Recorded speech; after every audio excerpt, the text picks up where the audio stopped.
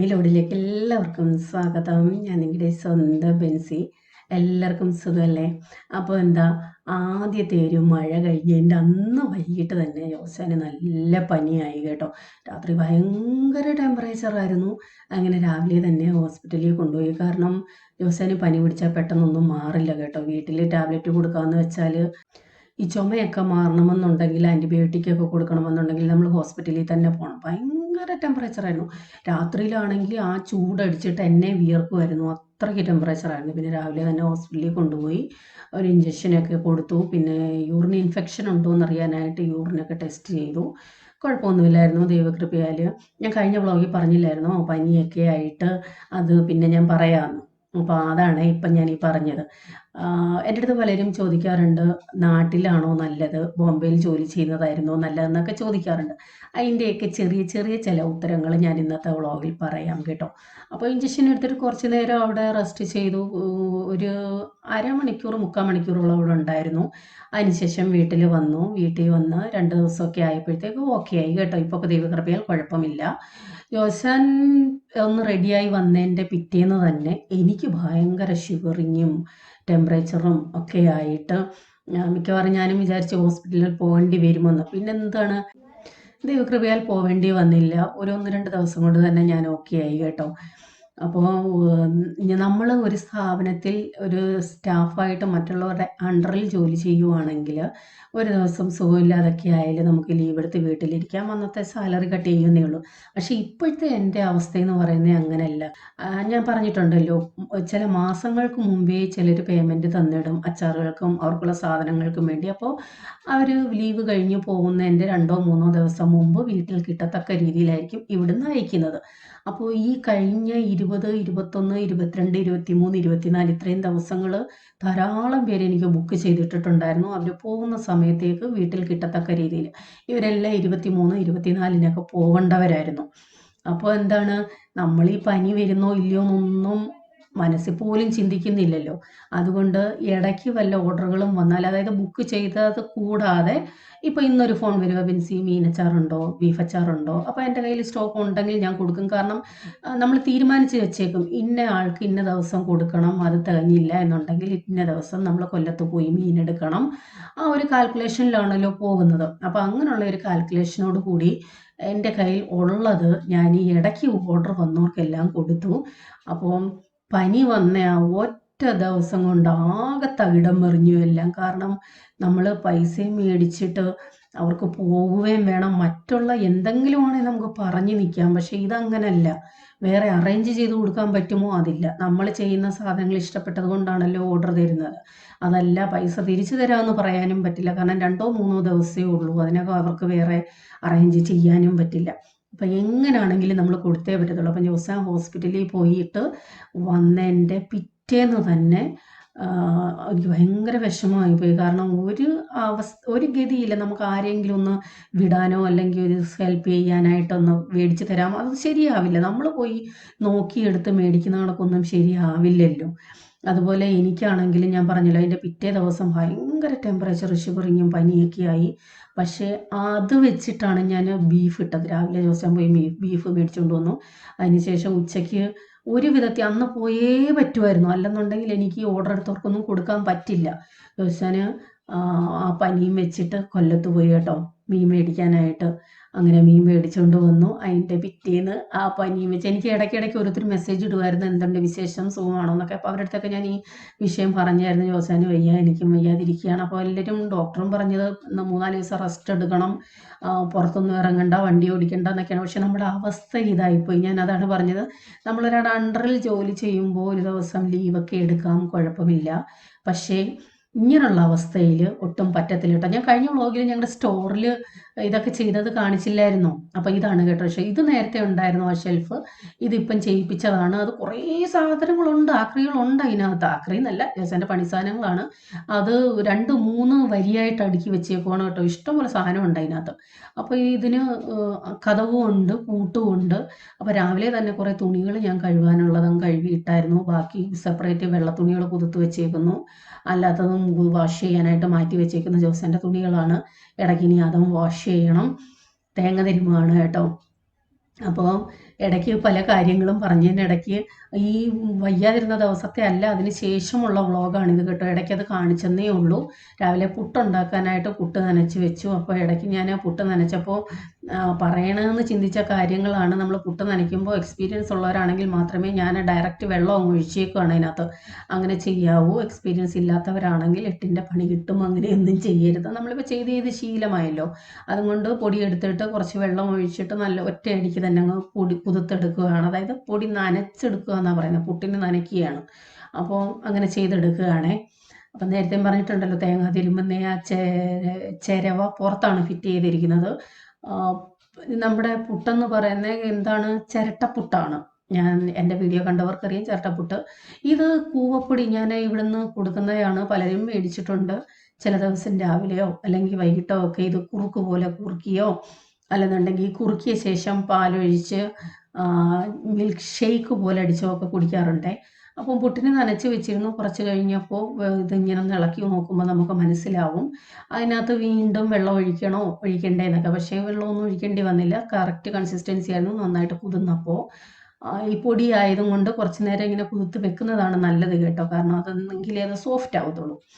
അപ്പോൾ തേങ്ങയും ഒക്കെ ഇട്ട് ഞാൻ നേരത്തെയും പറഞ്ഞിട്ടുണ്ട്, തേങ്ങ ഉണ്ടെന്നുണ്ടെങ്കിൽ പിന്നെ എനിക്ക് ഒന്നിൻ്റെ ആവശ്യമില്ല കേട്ടോ. പുട്ടിന് പഴമോ അങ്ങനെയുള്ള ഒന്നും ആവശ്യമില്ല. പക്ഷേ ഇന്ന് പഴമുണ്ട്. പഴം ഇളക്കിയാണ് കഴിക്കുന്നത്. അപ്പോൾ ഇടയ്ക്ക് ഞാൻ പറഞ്ഞു വന്നത് ഹോസ്പിറ്റൽ കേസാണ്. ഒറ്റ ദിവസം ഹോസ്പിറ്റലിൽ പോയി റെസ്റ്റ് എടുക്കണമെന്ന് പറഞ്ഞു. എടുക്കാൻ പറ്റിയില്ല. പിറ്റേന്ന് ബീഫ് എടുക്കാൻ പോയി. അന്ന് തന്നെ ഉച്ചയ്ക്ക് മീൻ എടുക്കാൻ പോയി. വൈകിട്ട് രാത്രിയാണ് വന്നത്. രാത്രിയിൽ എനിക്ക് വേറെ പണിയുണ്ടായിരുന്നു. എല്ലാം മാരിനേറ്റൊക്കെ ചെയ്ത് വെക്കണം. നമ്മുടെ അവസ്ഥകളാണ് നമ്മളെ രോഗിയാക്കുന്നത് കേട്ടോ. കാരണം അന്ന് ഇങ്ങനെയുള്ള ഒരു എന്താണ്, നേരത്തെ ബുക്കിംഗ് ഒന്നും ചെയ്തിട്ടില്ല, എനിക്ക് ആർക്കും ഒന്നും കൊടുക്കണ്ടെന്നുണ്ടെങ്കിൽ 2 ദിവസം ഞങ്ങൾ 2 പേരും കട്ടിലിൽ നിന്ന് പൊങ്ങില്ലായിരുന്നു. പക്ഷെ അങ്ങനെ റെസ്റ്റ് എടുക്കാൻ പറ്റുന്ന ഒരു സാഹചര്യം അല്ലാത്തത് കൊണ്ട് എപ്പോഴും ദൈവത്തോട് പ്രാർത്ഥിക്കുക, ദൈവമേ ഇതൊക്കെ ചെയ്യാനുള്ള ശക്തി തരണേ, കിടപ്പിലാവരുതേ. കാരണം നമ്മൾ ചെയ്യാനുള്ളത് ചെയ്തേ പറ്റത്തുള്ളൂ. വേറെ ആരെ ഏൽപ്പിക്കാൻ പറ്റില്ല. ഹെൽപ്പിനാരും ഇല്ല. നമ്മൾ ചെയ്യേണ്ടത് ചെയ്തേ പറ്റത്തുള്ളൂ. അതുകൊണ്ട് ദൈവകൃപയാൽ ഇപ്പം ഞങ്ങൾക്ക് 2 പേർക്കും കുഴപ്പമില്ല കേട്ടോ. ഈ വ്ളോഗ് കാണുന്നവർ തീർച്ചയായിട്ടും ചോദിക്കും ഇപ്പോൾ എങ്ങനെയുണ്ട്, സുഖമുണ്ടോയെന്ന്. ഇപ്പോൾ ഓക്കെ ആയി. ദൈവകൃപയാൽ 2 പേരും ഓക്കെയാണ്. കുഴപ്പമില്ല.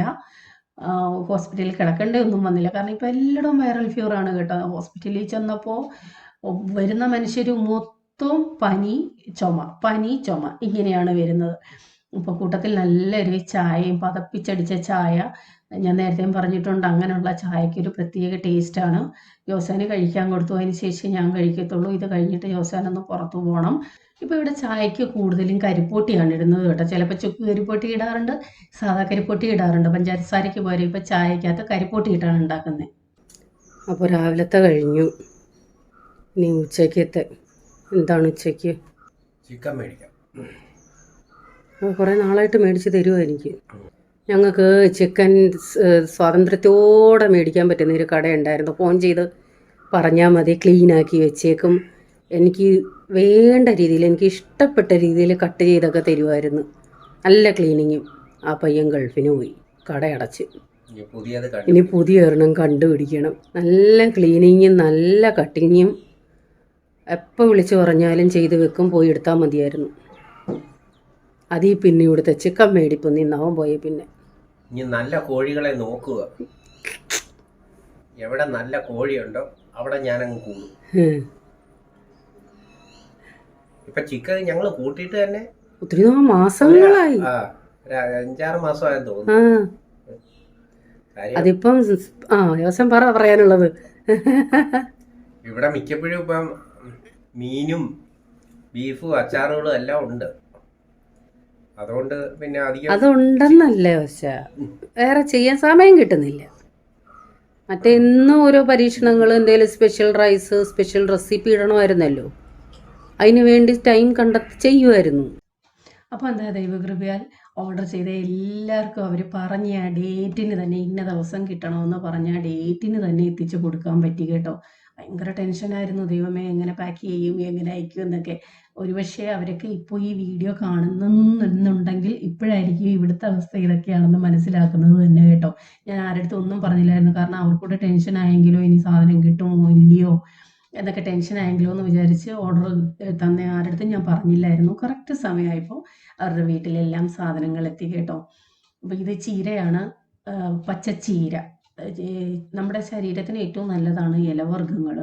ചുമന്ന ചീര, പച്ചച്ചീര എല്ലാം നല്ലതാണ്, എനിക്ക് ഇഷ്ടവുമാണ്. പക്ഷേ ഇത് ക്ലീൻ ചെയ്ത് കഴുകി വൃത്തിയാക്കുന്ന ഇച്ചിരി മെനക്കെട്ട പരിപാടിയാണ് കേട്ടോ. കാരണം കീടങ്ങളൊക്കെ ഉണ്ടോ, ഇലയ്ക്കകത്ത് കീടങ്ങളൊക്കെ ഉണ്ടോ എന്ന് നോക്കി അത് ക്ലീൻ ചെയ്ത് നല്ലൊരു പണിയാണിത്.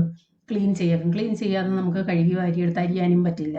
കാരണം ഇതിൻ്റെ ഈ ഇലയുടെ പുറകിലൊക്കെ കീടങ്ങൾ കാണും. അത് ഒരു മെനക്കെട്ട പണിയായിട്ടാണ് എനിക്ക് തോന്നുന്നത്. ചില സമയം ആസ്വദിച്ചിരുന്ന് ചെയ്യും, ചില സമയം മെനക്കെട്ട പണിയായിട്ട് തോന്നും. അപ്പോൾ അത് ക്ലീൻ ചെയ്ത് അതിനെ തോരനാക്കാനുള്ള പരിപാടിയാണ്. ഇതൊക്കെ ചെയ്യുമ്പോൾ കുറേ നേരം ഇങ്ങനെ ഇരുന്ന് ചെയ്യേണ്ട ജോലികളാണല്ലോ. അന്നേരം പല കാര്യങ്ങളാണ് നമ്മുടെ തലയിൽ കൂടെ പോകുന്നത് കേട്ടോ. പല ചിന്തകളാണ്. എല്ലാ വീട്ടമ്മമാർക്കും അങ്ങനെയായിരിക്കും. നമ്മളൊരു സ്ഥലത്ത് ഇരുന്ന് ജോലി ചെയ്യുമ്പോഴാണല്ലോ പല ചിന്തകളും വരുന്നത്. ഞാൻ ചീരത്തോരൻ ഇത്തിരി വെളുത്തുള്ളി കൂടുതൽ എടുക്കാറുണ്ട് കേട്ടോ. അപ്പം വെളുത്തുള്ളി ചേർക്കുന്നവരുണ്ട്, ചേർക്കാത്തവരുണ്ട്, സവോള ചേർക്കുന്നവരുണ്ട്, ചേർക്കാത്തവരുണ്ട്, എങ്ങനെ വേണമെങ്കിലും ചെയ്യാം. ഇത്തിരി എണ്ണ ഒഴിച്ച് അതൊന്ന് വഴറ്റിയ ശേഷം പച്ചമുളകും ഒക്കെ ഇട്ടിട്ട്, ചില ചീരകളുണ്ടല്ലോ അതൊന്ന് ആവി വരുമ്പോൾ ഒരു കിമിണീ കാണത്തുള്ളൂ. എന്നാൽ ചില ചീരകൾ കുറയത്തില്ല. നമ്മൾ എത്രയാണോ ഇട്ടേ അതിൻ്റെ അത്ര ഇച്ചിരിയൊക്കെ ഒന്ന് വലിയത്തേ ഉള്ളൂ. അതുപോലെ തോരൻ കാണും. അതുപോലുള്ള ഇലയാണ് ഇത്. അപ്പോൾ സവാളയൊക്കെ ഒന്ന് വഴറ്റിയ ശേഷം ഒത്തിരി അങ്ങ് വഴലണ്ട, ആ പച്ചയുടെ ഒരു ഇതൊന്ന് മാറിയാൽ മതി. അതിനുശേഷം അരിഞ്ഞു വെച്ചിരിക്കുന്നത്, ഞാൻ മുറ്റാത്ത തണ്ടും അരിഞ്ഞിടാറുണ്ട്, ഇല മാത്രമല്ല അതിൻ്റെ തണ്ടും എടുക്കാറുണ്ട്. ചില സമയത്ത് ഇച്ചിരി ചീര മാറ്റി വെച്ചേക്ക് നമ്മൾ ഈ പരിപ്പ് കറിയൊക്കെ ഉണ്ടാക്കുമ്പോൾ അതിനകത്ത് ഇത്തിരി ഇടാൻ വേണ്ടിയോ അങ്ങനെയൊക്കെ മാറ്റി വെക്കാറുണ്ട് കേട്ടോ. അങ്ങനെ ഞാൻ ചെയ്യാറുണ്ട്. എന്നിട്ട് ഇതിട്ട് നല്ലതുപോലെ ഇളക്കി യോജിപ്പിച്ച ശേഷം ഇലത്തോരനുകൾക്കൊന്നും, അല്ലെങ്കിൽ പച്ചക്കറികളൊക്കെ തോരൻ വെക്കുമ്പോൾ ലാസ്റ്റിൽ ഉപ്പ് ചേർക്കുന്നതാണ് നല്ലത്. ആദ്യമേ ഉപ്പ് ചേർക്കരുത്, അതിനകത്തുനിന്ന് വെള്ളം ഇറങ്ങും. മസാലയായിട്ട് എടുത്തിരിക്കുന്നത് വേറെ ഒന്നുമില്ല കേട്ടോ. തേങ്ങയും മഞ്ഞൾപ്പൊടി, ലേശം ജീരകപ്പൊടി ഇട്ടിട്ടുണ്ട്. ജീരകപ്പൊടി ഇടുന്നവരുണ്ട്, ഇടാത്തവരുണ്ട്. അപ്പോൾ അതിട്ട് നല്ലതുപോലെ ഒന്ന് അമക്കി വെക്കാം. ലാസ്റ്റിൽ അതിട്ടപ്പോൾ ഈ ചീരക്കകത്തുനിന്ന് ഒട്ടും വെള്ളം ഇറങ്ങുന്നില്ലായിരുന്നു. അങ്ങനെയാണ് ഞാൻ ഉപ്പങ്ങിട്ട് കൊടുത്തത്. കാരണം ഇച്ചിരി വെള്ളം ഇറങ്ങുന്നു എങ്കിൽ ആ അരപ്പൊക്കെ ഇത്തിരി വേവാൻ കുഴപ്പമില്ല. അതല്ല നിങ്ങളുടെ ചീരയ്ക്ക് ഒത്തിരി വെള്ളമയം ഉണ്ടെങ്കിൽ ഏറ്റവും ലാസ്റ്റിലെ ഉപ്പ് ചേർക്കാവൂ കേട്ടോ. അപ്പോൾ ഉപ്പൂടെ ചേർത്ത് അടച്ച് വെച്ചിട്ട് നല്ലതുപോലെ വേവിച്ചെടുക്കാം. ചീരത്തോരനൊക്കെ അരിഞ്ഞു കഴിഞ്ഞാൽ എളുപ്പമുള്ള ജോലികളാണ്. അപ്പോൾ വേറെ പ്രത്യേകിച്ചൊന്നും ഉണ്ടാക്കിയില്ല കേട്ടോ. ചീരത്തോരൻ ഉണ്ടായിരുന്നു, ഉണക്കമീൻ വറുത്തു, ചമ്മന്തിപ്പൊടി, ഇത്രയും മാത്രമായിരുന്നു ഉച്ചയ്ക്കത്തെ ഞങ്ങളുടെ ലഞ്ച് എന്ന് പറയുന്നത്. ഇപ്പം നിങ്ങൾ വിചാരിക്കും ഇതൊക്കെയാണോ ഒരു വ്ളോഗ്, ഇതൊക്കെയാണോ എന്തെങ്കിലുമൊക്കെ സ്പെഷ്യലായിട്ട് കാണിക്കേണ്ടത്? ഞാൻ വീട്ടിൽ എന്താണോ ചെയ്യുന്നത് അത് മാത്രമാണ് വ്ളോഗിൽ കാണിക്കുന്നത് കേട്ടോ. സെപ്പറേറ്റായിട്ട് അതിന് വേണ്ടി ഒന്നും മേടിക്കാറൊന്നുമില്ല.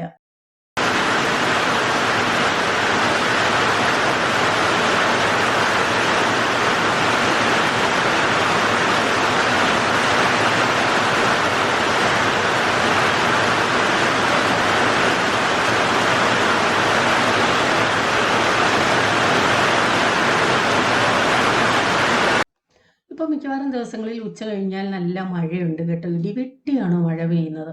എന്നാൽ പകൽ ചൂടിന് യാതൊരു കുറവുമില്ല. മനുഷ്യർ ഓടി നടക്കുവാണ് ചൂടെടുത്ത് വെപ്രാളം കയറി. കാരണം അത്രയ്ക്ക് ഇറിറ്റേറ്റ് ആവുന്ന ഒരു ചൂടാണ്. തീർച്ചയായിട്ടും എനിക്ക് ഡെയിലി അച്ചാറുകൾ കാണും കേട്ടോ. നിങ്ങൾക്ക് തന്നെ ചിന്തിക്കാവുന്നതല്ലേ ഉള്ളൂ. 5, 6 ടൈപ്പ് അച്ചാറുകൾ ഇവിടുന്ന് പോകുന്നുണ്ട്. അപ്പോൾ എന്തെങ്കിലും ഒരെണ്ണം തീരാതിരിക്കത്തില്ലല്ലോ. ഒരു ദിവസം നാരങ്ങയാണെങ്കിൽ ഒരു ദിവസം മാങ്ങ, പിന്നെ നെല്ലിക്ക, ബീഫ്, മീൻ, ഇതിങ്ങനെ മാറി മാറി ഇട്ടുകൊണ്ടേയിരിക്കും. വെള്ള നാരങ്ങ ഇട്ട് വെളുത്തുള്ളി നാരങ്ങയും കൊണ്ടിട്ടത് 2 ദിവസം കൊണ്ട് കുപ്പിയൊക്കെ കാലിയായി കേട്ടോ. ഇപ്പോഴും ഓർഡർ വരുന്നുണ്ട്. നാരങ്ങ കിട്ടുവാണെങ്കിൽ ഉടനെ ഞാൻ ഇടാം, എന്നിട്ട് സ്റ്റാറ്റസ് അപ്ഡേറ്റ് ചെയ്യാം. അപ്പോൾ ഇതൊക്കെയാണ് വിശേഷങ്ങൾ. നമ്മുടെ പ്രിയപ്പെട്ട കുറേ പേര് വരുന്നുണ്ട്, സാധനങ്ങൾ വന്നെടുക്കുന്നുണ്ട്. ഇന്നത്തെ വ്ളോഗ് ഒരു കുഞ്ഞു വ്ളോഗായിരുന്നു. എത്ര പേർക്ക് ഇഷ്ടപ്പെട്ടു എന്നറിയില്ല. എന്തുണ്ടെങ്കിലും കമൻറ്റ് ഇടാൻ മറക്കല്ലേ. അപ്പോൾ വീണ്ടും പുതിയ വീഡിയോയുമായി വരാം. Till then bye, God bless you.